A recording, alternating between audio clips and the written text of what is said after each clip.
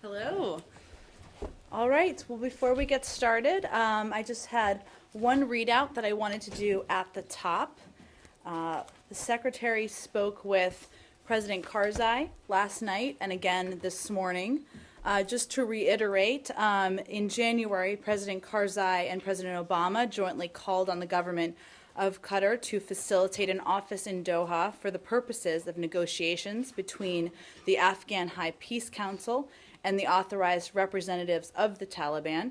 The U.S. supports, as you all know, the opening of the political office of the Afghan Taliban for this purpose. The Secretary reiterated the fact that we do not recognize the name Islamic Emirate of Afghanistan. He noted that the government of Qatar has taken steps today to ensure that the political office is in compliance with the conditions established by the government of Qatar for its operations, and noted also that we are pleased that the Qatari Ministry of Foreign Affairs has issued a statement clarifying that the name of the office is the political office of the Afghan Taliban and not the political office of the Islamic Emirate of Afghanistan, and has had the sign with the incorrect name in front of the door taken down. The office must not be treated as or represent itself as an embassy or other office representing the Afghan Taliban as an emirate, government, or sovereign. With that, let's move to what's on your minds. What I did at the top was I read out the Secretary spoke with President Karzai last night and again early this afternoon. So I see you saying that the sign's been taken down now. What response do you have to President Karzai's statement that he's suspending the U.S. bilateral security agreement talks as a result of this? Joe, as you know, we've seen the Palace statement, of course, and President Obama and President Karzai affirmed in January an Afghan-led and Afghan-owned peace and reconciliation process is the surest way to end violence and ensure lasting stability in Afghanistan and the region. The U.S. supports, of course, a peaceful, democratic, and unified Afghanistan.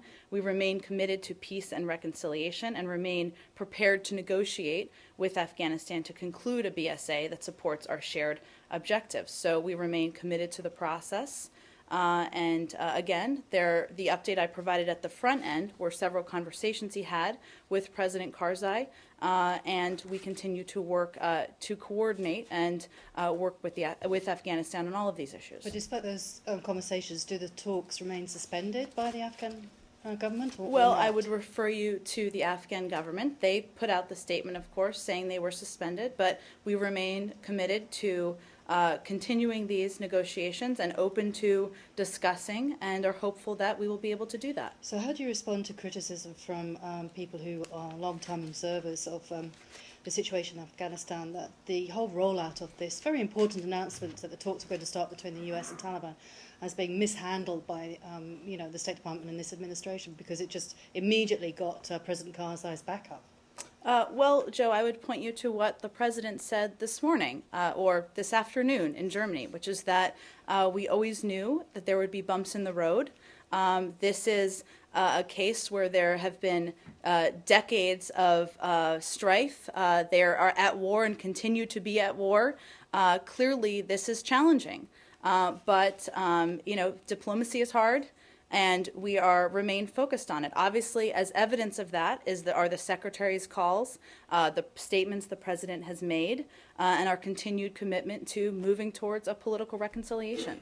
So you do accept, though, that they're having a sign, the Taliban having a press conference with a sign saying the Islamic government of the Emirates of Afghanistan, or whatever it was inappropriate? Yes, we do. Go ahead, Deb. Didn't anybody know that the flag issue and the naming of the office was going to take him off? I mean, he'd said that long ago. Well, so. Certainly that was not what was agreed to. A surprise and that's on the part of the Taliban or the government of Qatar? Was it a surprise to the U.S. that they did it this way? Well, it certainly wasn't what the agreed to proposal was here. And as I stated at the top, the Qataris have taken steps, which the Secretary and others are pleased by. Also, Jen, there's another thing that they're angry about, or I would say Karzai is angry about, which is that they would say that that they are taking the back seat to the United States. After all, as we discussed yesterday, the United States is the first country that's going to be talking with the Taliban, not the Afghans. So there's another obvious problem. I mean, what do you say to that back seat comment, number one? Well, again, I would point to comments we've made for months and months and months about how these negotiations and discussions need to be Afghan-led and Afghans talking to Afghans, and we certainly anticipate that that will be the case. The U.S., as I mentioned yesterday, certainly has stakes here. And we certainly have stakes that we will be conveying, as I mentioned yesterday, as a part of our own discussions. But this is ultimately up to the Afghan people, I should say Afghans of all sides talking to one another, and that's consistently been our position and our belief. Yes, correct. But I mean, just again, we're into the rollout and the symbolism, and if the first meeting is going to be the United States with the Taliban, you'd have to say, why didn't you take a pass and say, no, please, go ahead. Well, we're talk. continuing to coordinate with the Afghan government and the High Peace Council on the next steps. I know there have been lots of reports out there about various meetings that have been scheduled or not scheduled, but what I can tell you is that we're coordinating closely with them, and our goal, of course, is to play a positive role in moving towards a political reconciliation here. So does the U.S. then meet with them as we expect on Thursday? We never confirmed that was a meeting from here. And so, again, we are continuing to work with the Afghan government and with the High Peace Council to determine next steps. Okay, so just again, so you never confirmed it, as we know from yesterday, but can you say right now, what is the status? I mean, will there be talks? What is going to happen? Well, I don't have an update for you. And as we do, I'm sure we'll talk about this in the days ahead as well. So we're continuing to coordinate. That's where we are right now. It seems to have risen out of background briefings from senior administration officials. I mean, is this an appropriate way to announce a huge milestone in a 12-year war? I mean, it seems to have resulted in an awful lot of confusion and possibly the breakup of these talks. What I'm not sure specifically what you're referring to, but the president has spoken to this. We talked significantly about this yesterday. The secretary spoke to this briefly yesterday. So I would hardly say this was a rollout solely with a background briefing. Often we do that, as you know, to explain a process or provide additional details that would be helpful to all of you in your reporting. Let's just keep focused on this issue. Yeah. Could you clarify something for us? Now, the talks are still taking place tomorrow, correct? I think that Jill just asked that question. Okay. We're So, but- continuing to, let me just finish. Okay. So what I just said was we're in close coordination with the Afghan government and their High Peace Council on the next steps. At the top, as you know, and I think you were here for this, I outlined the 2 calls that the Secretary did last night and today with President Karzai and some of the steps that have been taken over the course of the last 24 hours. Okay, and that's exactly the point. I mean, Karzai seems to remain displeased with your announcement about the talks, and the Taliban have taken action actually that are intended to scuttle these talks before they begin. So when you say Afghan led and Afghan owned and all these things, which Afghan and Afghan are you talking about? Well, I think you know the Afghans, but let me just reiterate something I said, which is pointing to what the president has said and what today, which is that this is going to be a difficult process. We never thought it wouldn't be. Let's not forget that the context here is that the parties have been fighting for a very long time. They continue to fight even now. And we don't expect this process to be easy, but there have been a number of public statements, not just from the president, but from military leaders and others, about how moving towards a political process and political reconciliation is the best path forward, so we will remain focused on it. So you think that the Taliban taking credit for killing American soldiers in the last 24 hours, that does not in any way scuttle the talks? Well, again, we didn't expect that they would decry al-Qaeda and decry terrorism immediately off the top. This is an end result, or an end goal, I should say. It's a bumpy road. We always knew it would be, but we're focused on moving forward because we know a political process is the best path forward. China, the public Publicly denouncing or breaking ties with Al Qaeda used to be a precondition for talks going ahead. Since when has it become an end goal? Well, Does this not feed into the perception that the United States is ready to make any kind of concessions because actually it's just getting ready to cut and run from Afghanistan? Well, our goals or our end goals here have been very consistent in breaking ties with al-Qaeda, ending violence, and accepting the Afghan constitution. I referenced yesterday the statement that was issued. That was a positive step. This is a first step. We're still working towards the first step. And we know the first step is difficult. It's hard to take often to kick these things off. But again, I think there's broad agreement from President Karzai, who said this long before the U.S. has supported this, that the political reconciliation and a political process is the best path forward. But we know it's not going to be easy. Just to follow quickly. Madam, one, you are recognizing Taliban's as a political party, or is going to be leading in the future maybe some kind of a political, more than a political office? And two, Talibans are coming from Pakistan and Afghanistan. Which Talibans we are talking about? And finally, are you also in touch with the Pakistan government, because they are the one who will be playing a major role in this process of peace in Afghanistan?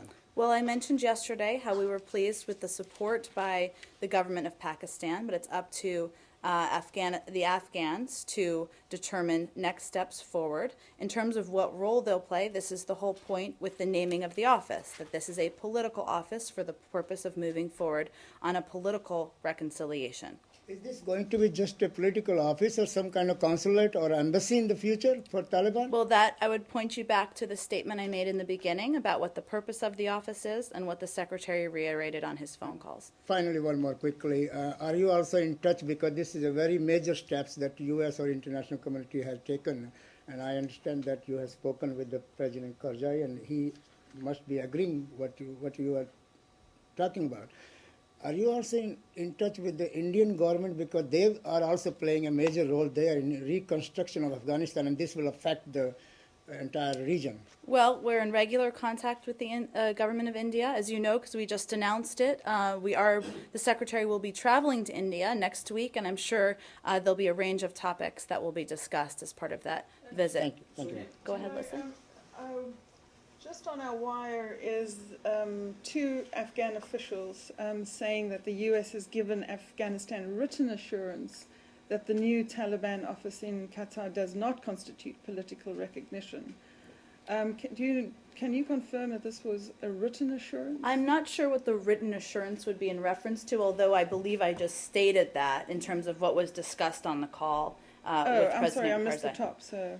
Oh no, I at the top I read out the fact that the Secretary had spoken with President Karzai both early this afternoon and last night, and that was part of the discussion.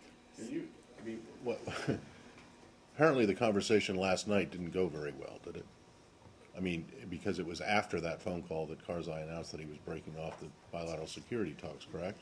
Well, was there some confusion from the first phone call? I don't think there was any confusion, but again, this is a fluid process, okay, Matt, fair enough. and so it's not irregular for them to be talking regularly. Well, would you describe the first conversation as cordial or friendly? I would describe it as the Secretary reiterating what our positions are, which are consistent with what he has said to President Karzai in the past. Well, then why did he? But then he felt the need to call back again. So he called him up and said, "Oh, Hamid, what's going on here? What? I mean, was he surprised for?" I don't want to characterize whether he was surprised or what his feelings were, but there were developments, obviously, including the Qataris' involvement overnight, and so it's not at all abnormal. As you know, the Secretary believes in personal diplomacy and rolling up his sleeves and making phone calls, so not at all abnormal he would speak to him twice, given the importance of this issue and the importance of moving forward. Let me put it this way. Was he or the administration kind of taken aback by the position that President Karzai took earlier today? Well, let me first say that we were disappointed by the rollout on the ground, of course, and in terms of the position that he took, it was inconsistent with what we all believed the rollout would be. So I don't know that I'm going to So characterize it further, but well, but yesterday you talked about how you liked the rollout. You thought the rollout was good, and that the Qataris had made everything clear. So clearly that didn't work out exactly the way it was planned. So it is fair to say then that you were kind of taken aback because President Karzai or maybe he didn't misunderstand, but there was enough confusion Well, there that you weren't expecting him yesterday to say, you know what, I'm going to stop the negotiations on the bilateral security agreement. Matt, this is you didn't think he would be upset. Taken aback would be an overstatement. I don't think we went into any of this process here expecting that everything would be a smooth and sunny road. All right, we knew fair it enough. would be bumpy. So you This think is an example of that. All right, so but your experience with Karzai is that he's that flighty and unpredictable that you're not surprised by anything he does.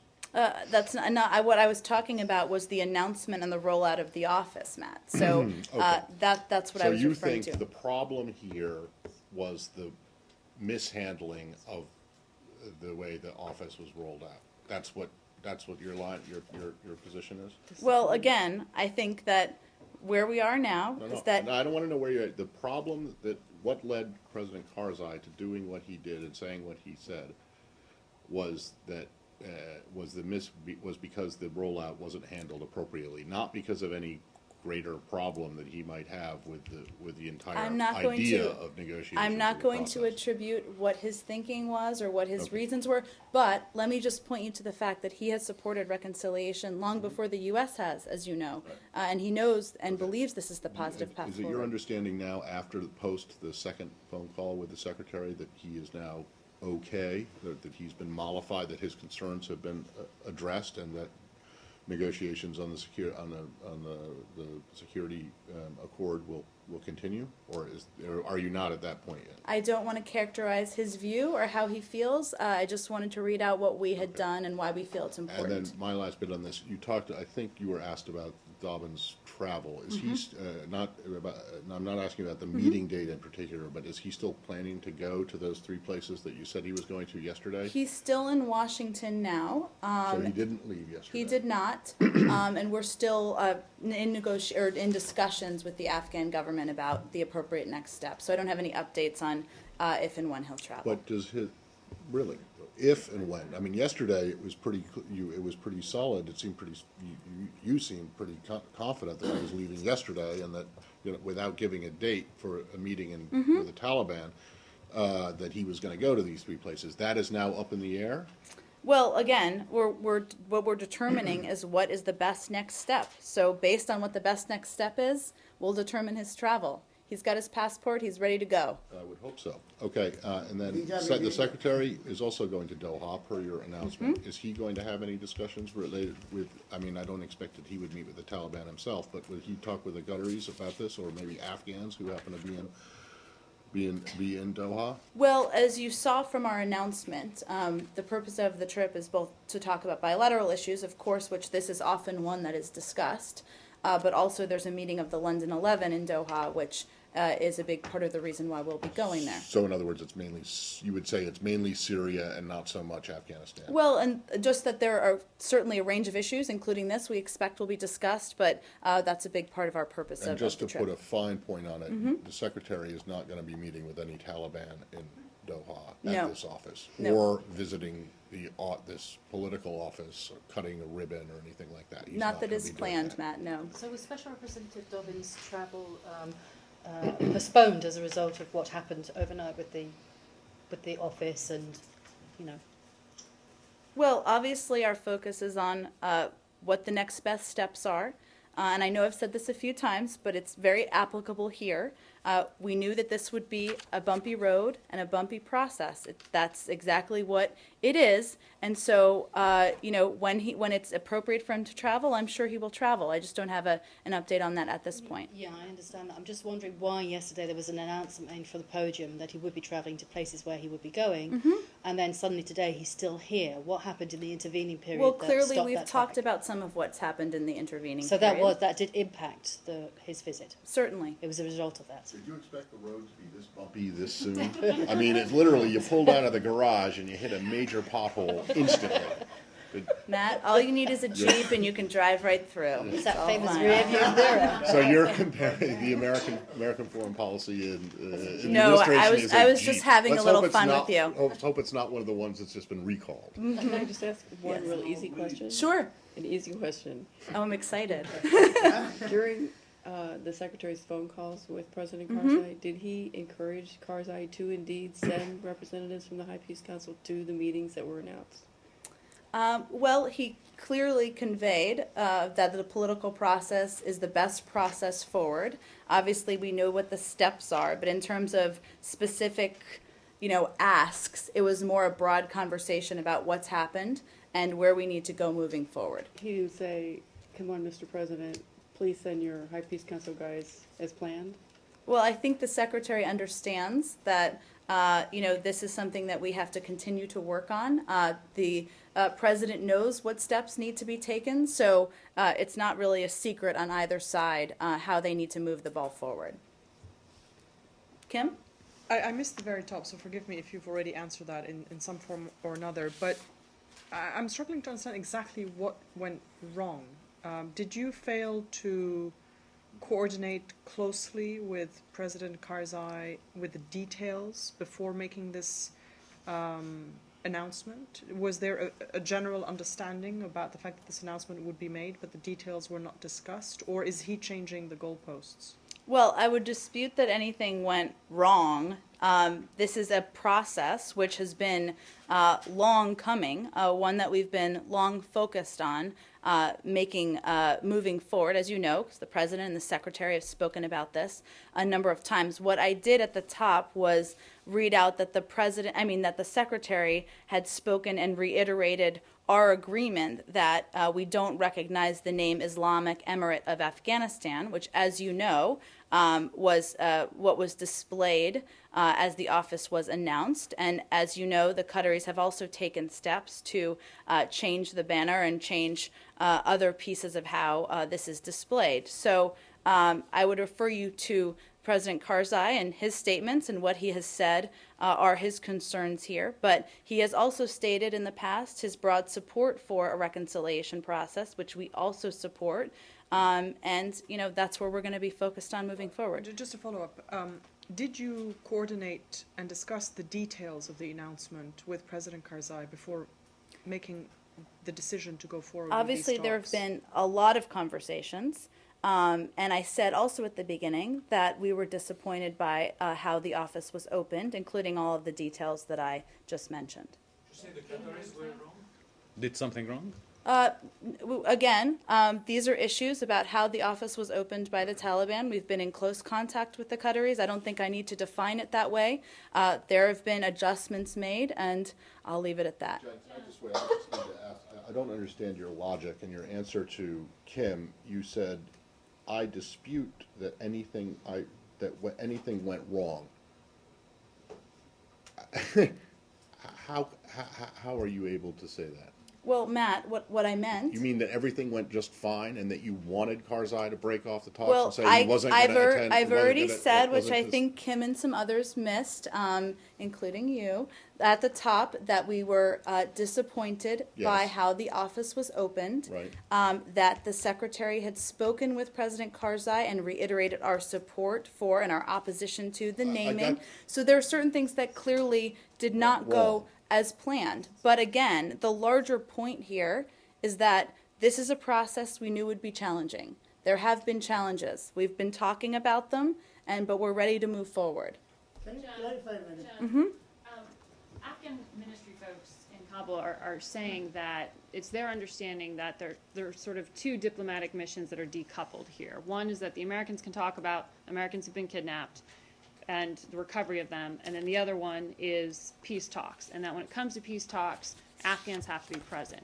Is that the U.S. It's not just understanding? Afghans have to be present. It's Afghans talking to Afghans. It would be the Afghans determining if the U.S. have any kind of role in the room on that. But so is that the correct understanding, though, that any U.S. to Taliban meetings at this point are restricted in topic to simply the recovery of No, I Americans' talked about this interests. yesterday, so I'd point you Right. to that in terms of the broad range of issues that the U.S. is concerned about. So I mentioned, yes, absolutely, a discussion of Sergeant Bergdahl and others would be a part of what would be brought up and a part of what remains a concern. But the main dialogue would also be about, the need for the Taliban to completely and verifiably break with terrorism, which is, of course, an end goal of this entire process. So that would be a big part of our focus in our conversations as well. So, but the Afghans are saying that that's their sticking point here, that when it comes to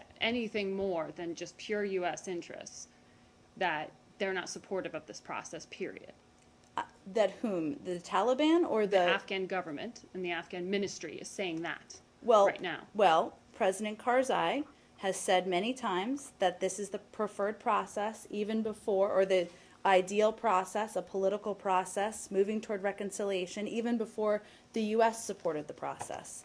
So certainly there may be some officials who are opposed to that, but we still feel, as do many Afghans, that this is the right step and the right process moving forward. So nothing has changed in the mission of these talks between yesterday, the office blow up, the breaking off of the official meetings, and now. Well, I think we've talked about a little bit of what's happened over the past 24 hours, but in terms of the bottom line goal of what we're trying to accomplish, that is exactly the same. And so is Ambassador... Definite. But our goal is the same. That's what I'm saying. What Well, we'd like to accomplish here is exactly the World same. peace and end of hunger is also your goal. Well, in we the do end, but- have those as well, Matt. Exactly, but you're about as close to getting to those goals as you are to this. But no, but the point is that the one significant thing is, other than what was done on the ground by President Karzai, the one significant thing that is different between yesterday, 24 hours ago, and now is that Ambassador Dobbins and presumably General Lute, their travel plans, which had meant to include a meeting in Doha with the Taliban, are now either on hold or postponed. Is that correct? Or canceled altogether? Well, there again, Right. I don't have. We did talk about their plans yesterday. Right now, Ambassador Dobbins is in Washington. I don't have any planned travel for you Right. to announce. Right.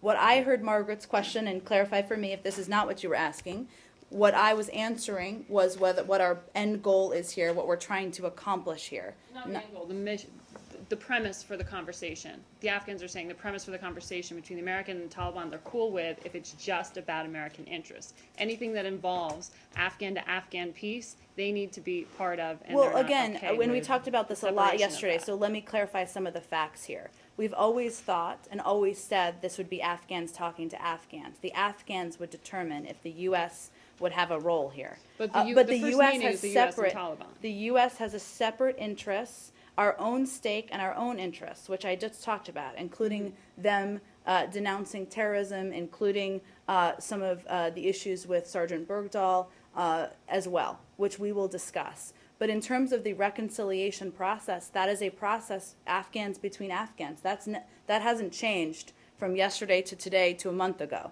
But- longer. But for the Afghans, that's a problem for them. I'm not sure what you're saying the problem is. That the fact that the first meeting is going to be between the United States and the Taliban, has that changed? Well, because we're working with the Afghans on what the next appropriate step is. There isn't a meeting. I know there were reports of it, but reports of a meeting being scheduled or on the books aren't accurate. I also didn't confirm them yesterday, to be clear. But beyond that, the process is going to be, this is what I'm just trying to get at, and as I'm hearing the issue they're raising, is Afghans talking to Afghans about how the reconciliation process moves forward. If there's a role for the U.S. to play in that, that's up to the Afghans to decide. On But that then point, any Jen, on US that very point. just to button up on that. So the U.S. Taliban meeting is now on hold, as the broader process is also on hold. There will not be a U.S. Taliban meeting, period, right Well, now, until we move forward as part of this conversation. We're in coordination and in discussion with the Afghans and the High Peace Council about how to move forward. So on this point that you just mentioned, Inaccurate. Can you clarify what you mean there? There was never a meeting scheduled, or Well, there were reports yesterday of one being scheduled Thursday, which we didn't confirm from here. So again, we're continuing to work on the process, and as we have more to update you all on, I'm sure we will. Jen, Jen, you said that the United States did talk numerous times with President Karzai, of course, in setting this up. Did the U.S. talk directly with the Taliban about setting this up? In other words, perhaps telling them, you know, here are the ground rules.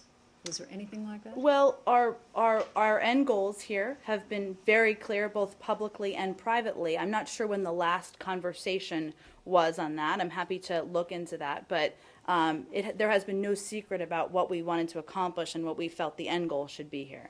Jen, on something that you said, you know, just to clarify, you said that the U.S. will participate if the Afghans wanted to participate. So if one or two parties decide that, no, we don't want the U.S. to participate, would that be acceptable to you? Well, Said, I'm not going to get ahead of where we are. but We're obviously, no, but let me you just said finish. that, huh? We're obviously in discussions. We're working very closely. I mentioned 2 calls just today over the last 24 hours the Secretary himself has had. We are committed to a process. There's broad agreement that that is the right process. But again, I'm not going to get ahead of where we are and what it means. I think there's been some confusion about the different components of this. Jen, there's another thing. Senator Casey issued the statement on women's rights in Afghanistan, and he said that he's very concerned about these recent attempts by the government, actually I should say, I guess their parliament, to erode women's rights and political representation. And now, especially, he said, with the reports about talking with the Taliban. What is the State Department's position? There's apparently a new draft of an electoral law that takes away some of the provisions for women to be represented. Senator Casey is saying it's, you know, dangerously undermining gains by women in the political arena in the past decade.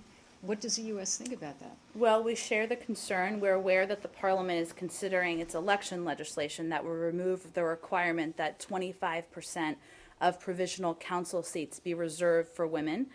We urge the Afghan government to uphold the rights previously granted to women in an effort to protect their political participation. Certainly, as you know, we broadly support, of course, women not only participating in the process, but also being in elected office.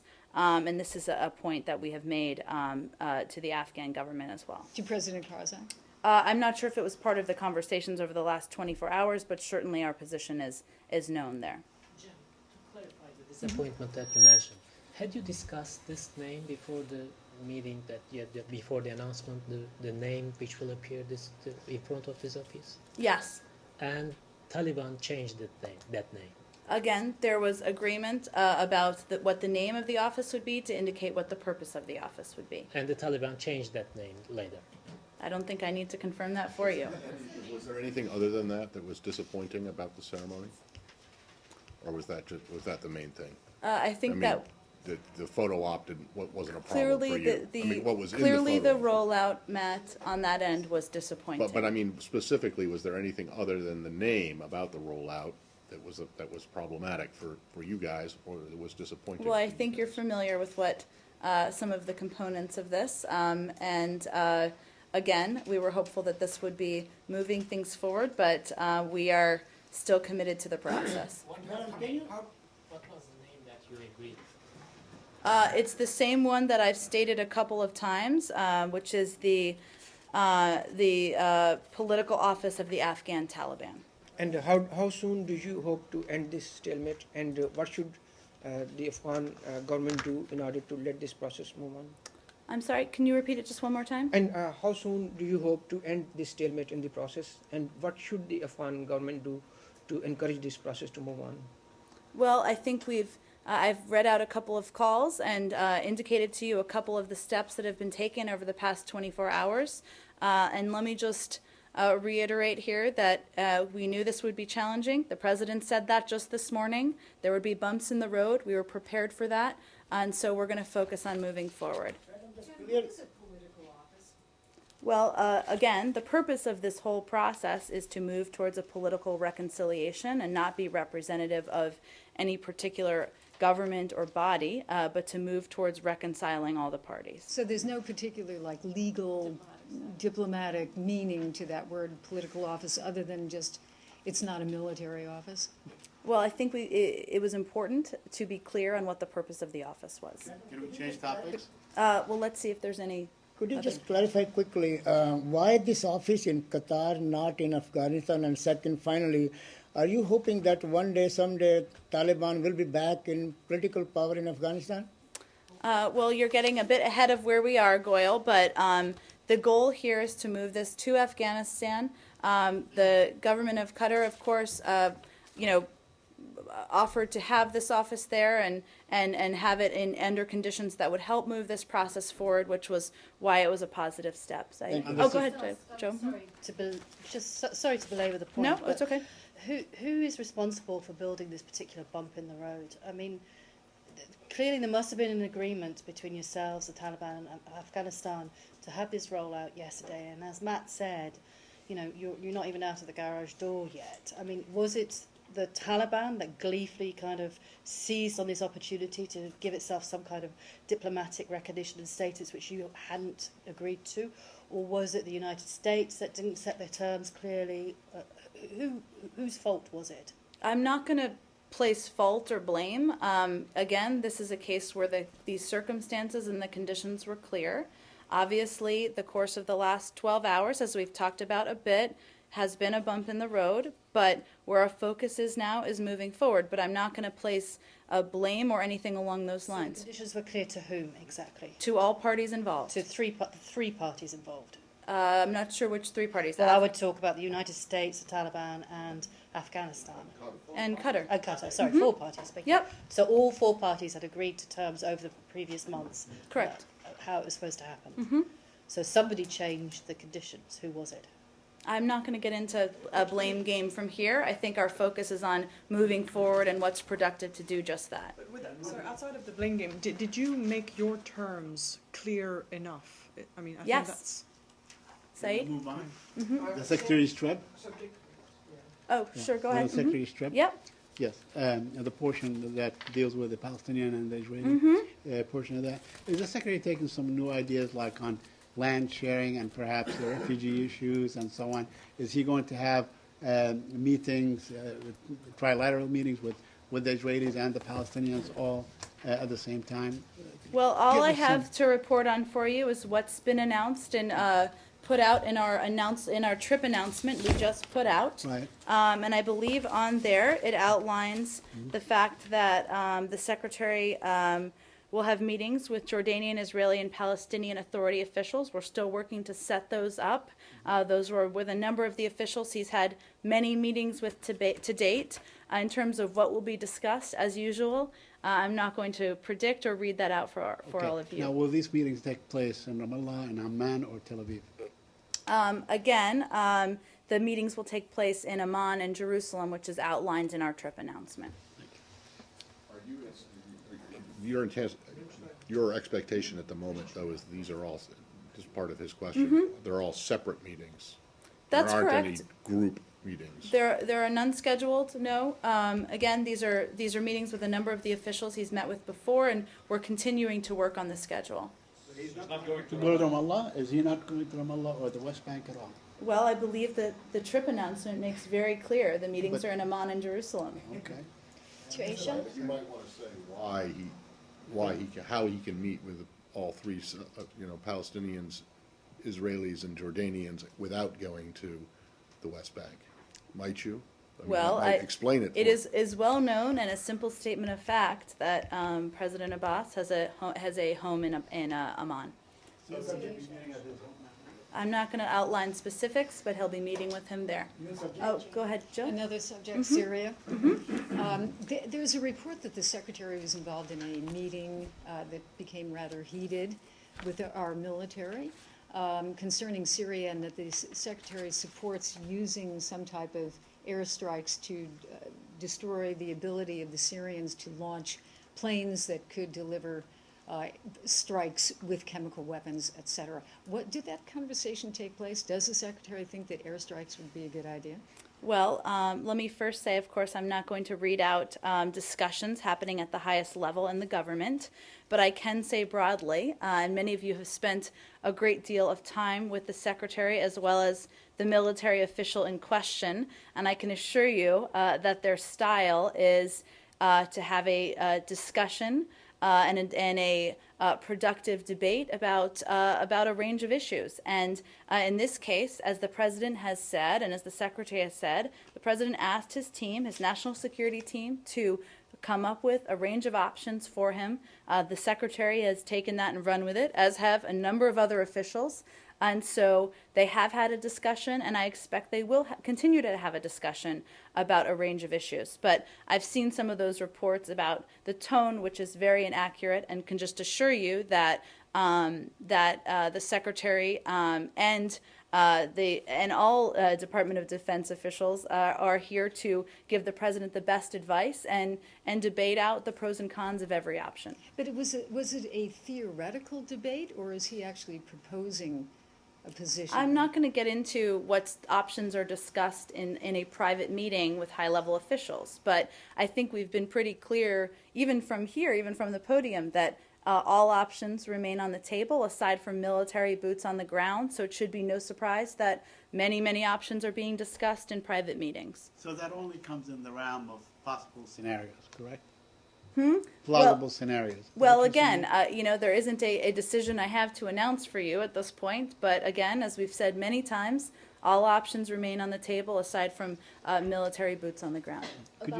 Could you tell us what is going on in terms of coordination with the Jordanians, in terms of training and supplying the opposition right now from the Jordan side? I know that the Department of Defense had an announcement, I believe it was last week, about some of their equipment they would be leaving there, and I would point you to that for the specifics of that, and beyond that I don't have anything for you.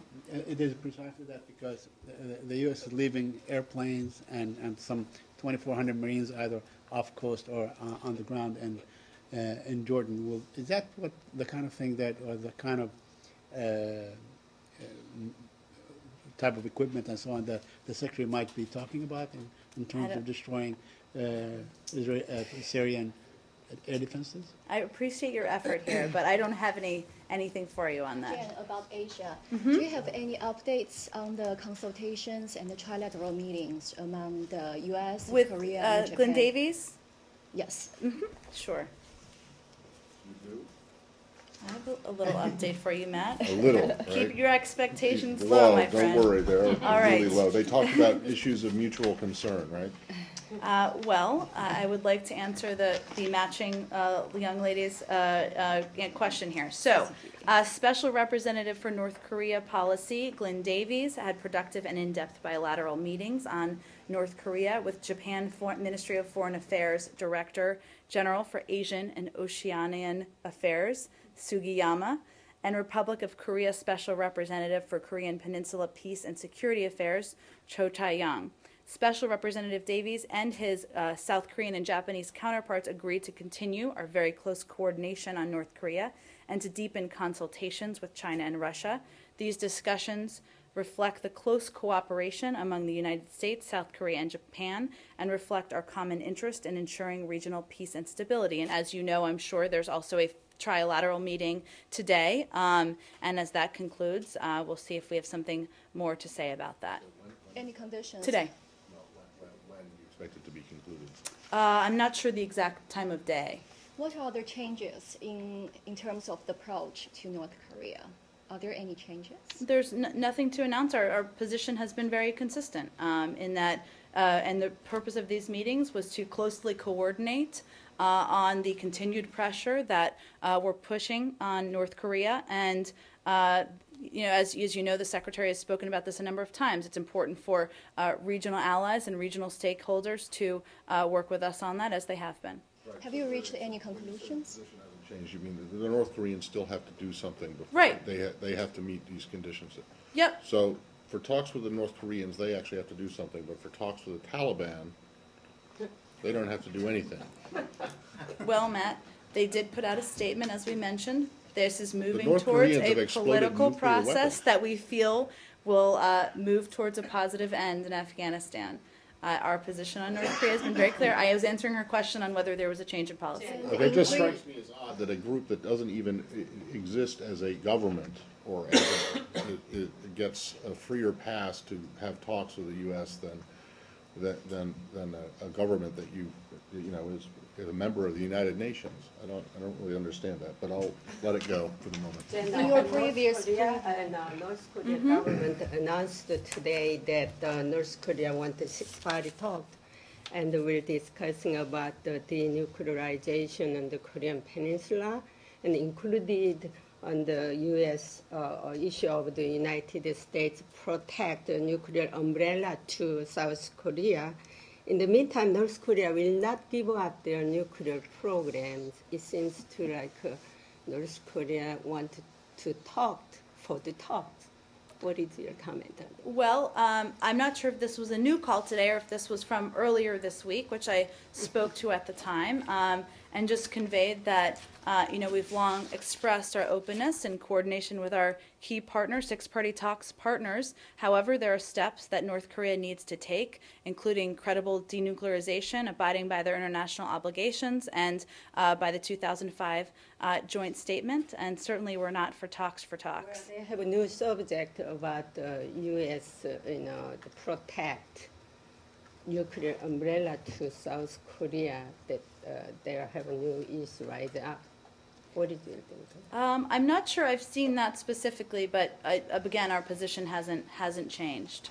In your previous briefing, you mentioned it's important for the DPRK to move towards concrete denuclearization. So I wonder, what should the DPRK do to show its willingness to denuclearize, to have this meeting with the U.S.? Well, I think I just stated what they need to do, which is abide by their international obligations, including the 2005 joint statement of the six-party talks, and credible steps to denuclearize. And beyond that, that's what they need to take. Credible steps. Well, I'm happy to send you the joint statement, and you can take a look at that for yourself. Jill?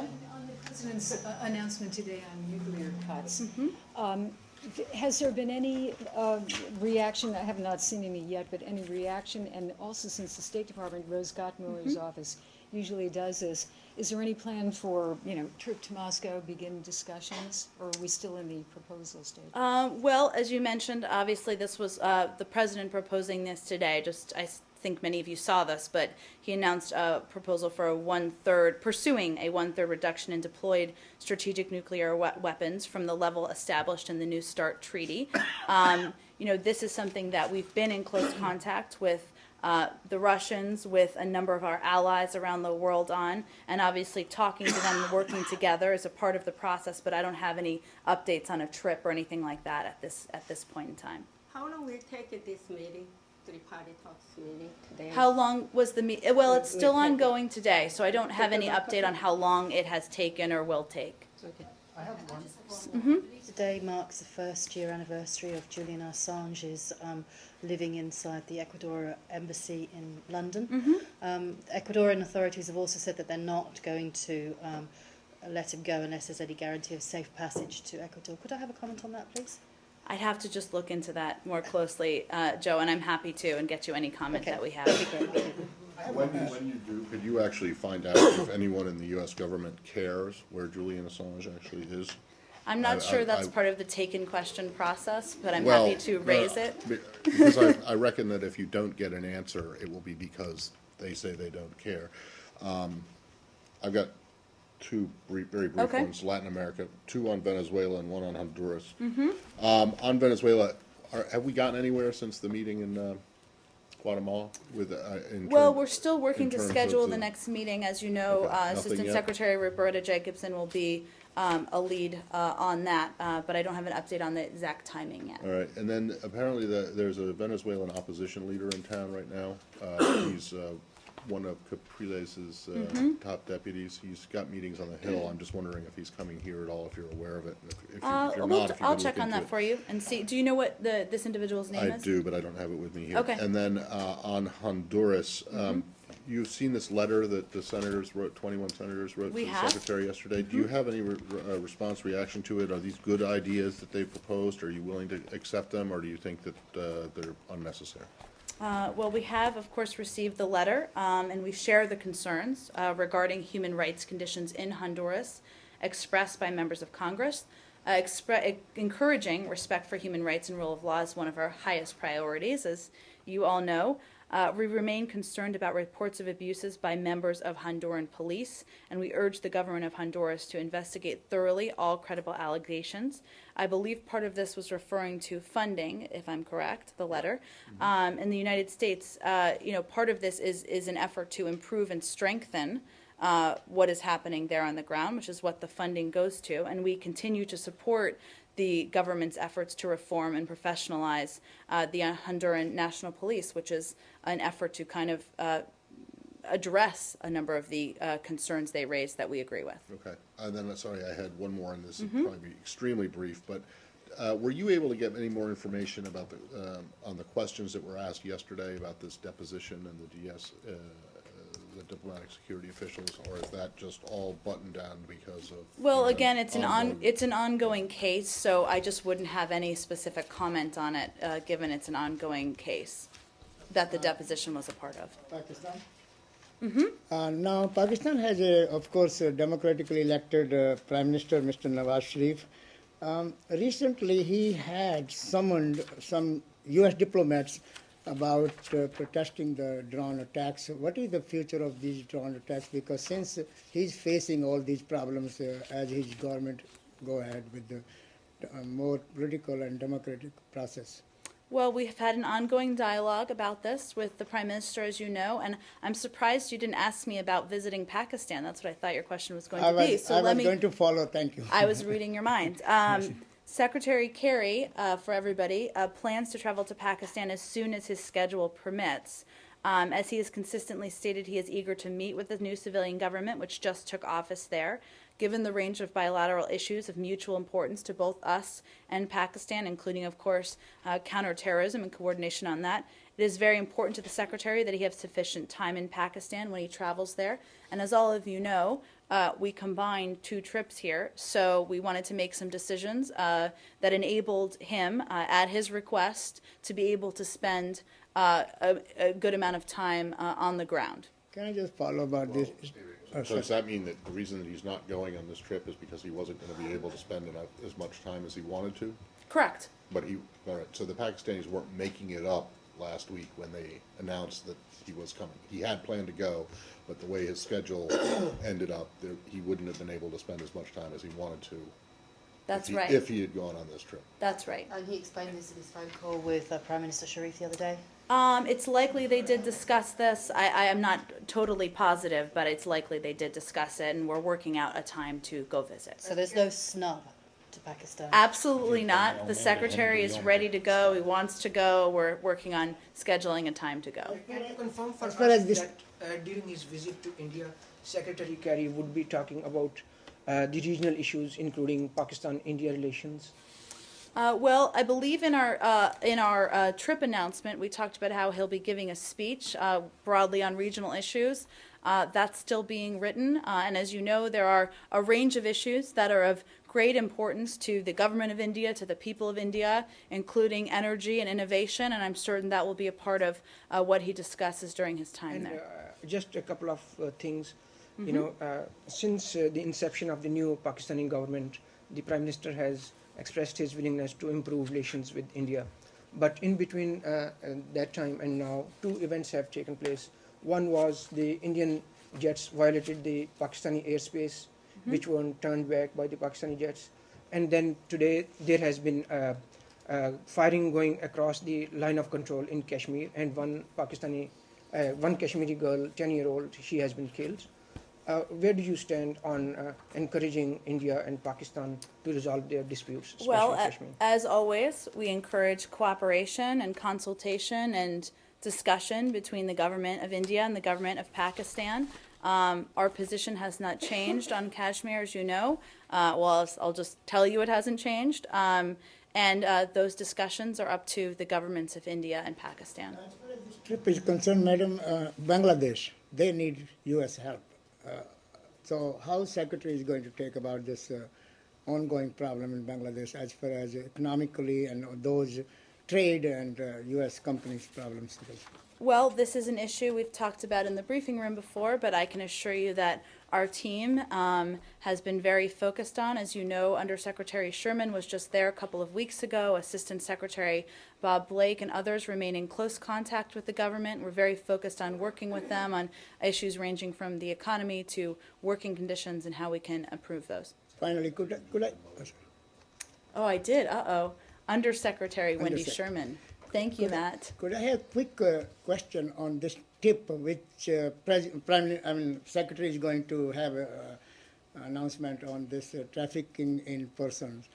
I believe it's not public yet, so we can talk about it. General question. As long as you would like tomorrow, General Goyle. question. Do we have one more? Go ahead. How about general question on this tip? Do you agree? Hold it for tomorrow. That means you'll have to come back tomorrow, Goyle. Thank you. It had been reported that the South Korean and Japanese foreign ministers were going to hold a bilateral meeting while in Brunei for the ASEAN at the ASEAN Forum. Does the U.S. have a position on this? Do you welcome this development?